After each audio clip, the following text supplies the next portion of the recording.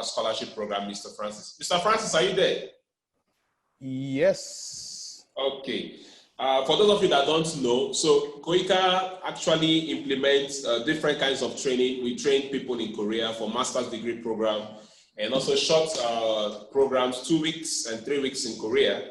So Mr. Francis is one of our alumni who went to Korea for his master's. Mr. Francis, good to see you. So Mr. Francis will just talk us a little bit more on, yes, he's going to present a little bit more on what they are currently doing and as well his experience in Korea. So Mr. Francis, can I ask to present in 4 minutes? Is that possible? Okay, then I don't have to use my slide. I think I'll just do like just point a out summary. the most important point in 5 minutes, yeah. Yeah, okay. Thank you very much, David. I want to thank KOICA for this opportunity. I think all have been said and a lot of points have been raised. Big thanks to Director ICT, Mr. Abubakar and Dr. Mohammed, Sani. But a whole lot of concerns I still have is how sustainable are most of these things we're putting in place? Because my research was on the perception of teachers in the use of ICT in basically science and mathematics in Nigerian secondary school. And in the course of my research, which was based on technology acceptance model, it was found out that most teachers still don't want to use ICT because they perceive it as not being useful, which is a very critical factor. And of course, if you're not perceiving a technology as being useful, there is no way you can work optimally or optimize or use that tool to its full potential. So I think most of my concerns were being raised, and I think the government, Lagos State government, is doing a fantastic job in that regard. And I think at the federal level, yeah. Mr. Francis, can I ask you to use your slide and just walk it through so that people can see what you're doing? Oh, okay. Yeah, but you can walk through your slides, so that will be fine. Okay, all right. Okay, just a sec. Okay, so let me just go to what are the impacts of education on SDG. If we get it right, of course, education is going to impact a whole lot, and that is why we need to put in our resources to education and harness ICT use in education. It's going to impact SDG 1, SDG 8, SDG 2 and 3, and SDG 5 and 10.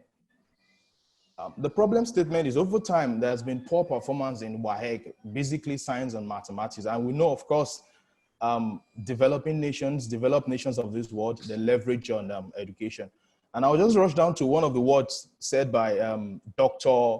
Olujimi, a senator. Like, there's a need to reevaluate and understand where the missing link is in education. Where the missing link is in education, and also our teachers are not properly trained, which we have to research on. Of course, if the teachers are not being trained, how can they deliver the knowledge effectively? Okay, these are my research objectives and of course, most of our policies are dated. So to give a suitable policy recommendation to evaluate how well teachers are using ICT, and also what factors affect the perception teachers have towards the use of ICT. Okay, these are my research questions. This is my framework. It's based on technology acceptance model.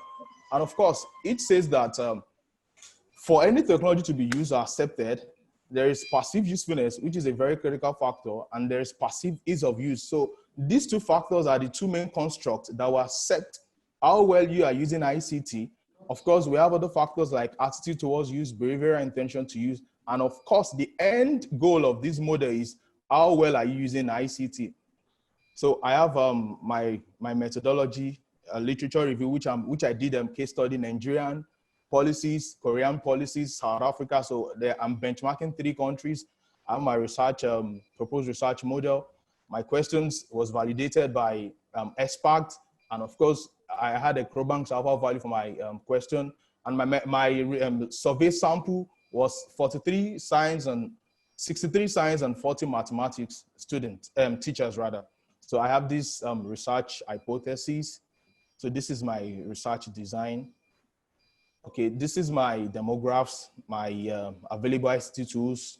Of course, my sample study was government schools in Abuja. So I used Abuja for my sample, for my survey. Responded teachers, the subjects they are teaching, the average student per class, the teaching years, how ICT is being taught. Of course, we can see here that ICT is not integrated. It's being taught as a separate subject.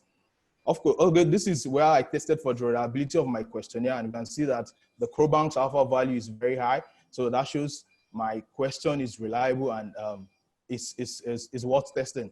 So this is where I tested for the correlation, and we can see here that the significance value is very high, which shows PU, PUAT are very reliable. Also, this is where I tested for my hypothesis. We can see here that the standard coefficient, which is the beta value for PU, is 0.547, and for PU, perceived use of is 3.362. So it can be said that perceived usefulness has a greater impact or has a greater influence in attitude to use ICT. Also, here we can see that the standard coefficient value for PU is also higher, which shows perceived usefulness again has a higher value or a higher chances of influencing the behavioral intention of teachers to use ICT. Also, we can see that the perceived usefulness too has an effect on perceived usefulness. So this is my linear regression model, which shows the relations of different constructs to each other. And this is a summary of my hypothesis. Also, to answer my second research questions, I did, which show you that outdated government policy to support ICT use in science and mathematics is like the highest factor. Of course, most of our policies are outdated. And of recent, while I was preparing for this seminar, I noticed now we have an ICT implementation guideline, February 2009, which is a very laudable effort. And also we can see that teachers need training and retraining, which was one of the major things I would focus on.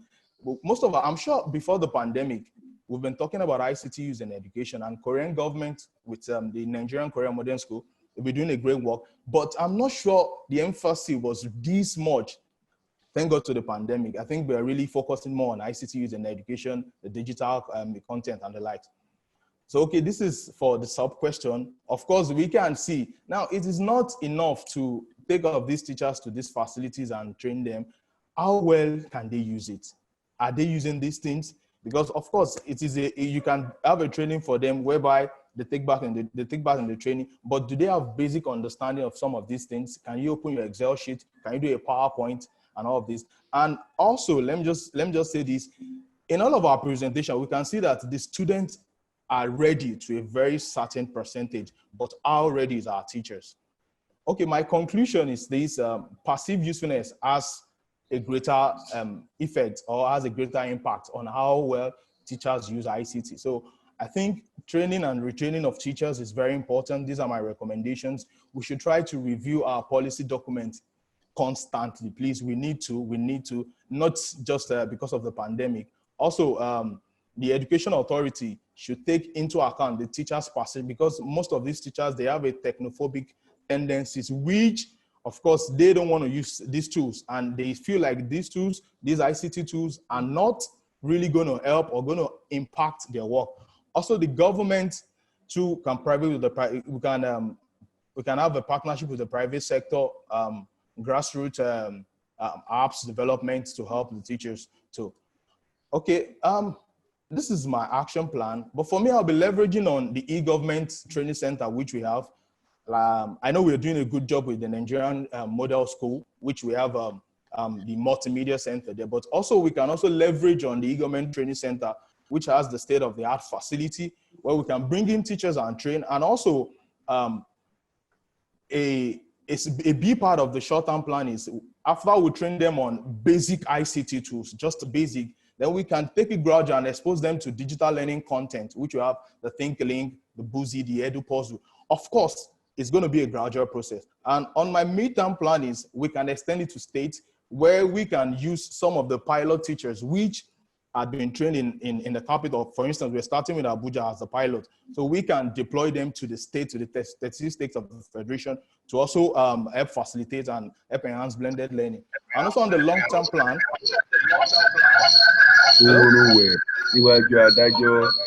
Hello? Go ahead, please. Okay. And also on the long-term plan, of course, most of our teachers still in the colleges of education and university, I know they use ICT, but I'm not sure there is a way ICT is being fused into their models where they are exposed to this digital content or digital learning platforms, so that when they start teaching, when they graduate from the colleges of education, from the universities of education, they find it very easy to be able to fuse ICT into learning. I'm sure, I know they use ICT or they use their computers. So like the director said, the current teachers that are just graduating, or the ones that are graduating in the 5-10 years, can use computers, they can use their phones well, but how well can they use or leverage on this digital platform? So I think if the Ministry of Education can work with KOICA and see how they can restructure the models of teachers. So not just ICT use for the teachers and the trainings of in the colleges of education and university, but exposes them to this digital content too. Okay, this is just like a snapshot of the government training center.